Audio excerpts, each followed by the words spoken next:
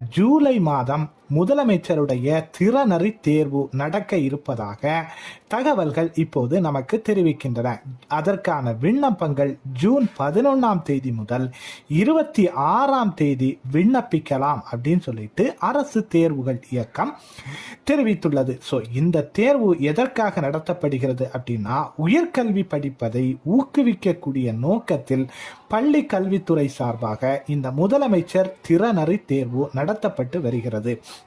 இதுல யார் எலிஜிபிலிட்டி, எந்த மாணவர்கள் இந்த தேர்வை எழுதலாம் அப்படின்னு சொன்னா, மாநில அரசின் பாடத்திட்டத்தின் கீழ் +1 படிக்கும் மாணவர் அல்லது மாணவிகள் இந்த தேர்வுக்கு விண்ணப்பிக்கலாம். இந்த தேர்வில் சுமார் 500 மாணவர்கள் 500 மாணவிகள் என மொத்தம் 1000 பேர் தேர்வு செய்யப்பட்டு அவர்களுக்கான உதவித்தொகையாக ஒரு கல்வியாண்டுக்கு மாதம் 1000 வீதம் 10 மாதங்களுக்கு 10,000 என இளங்கலை பட்டப்படிப்பு முடிக்கும் வரை அவர்களுக்கு வழங்கப்படும்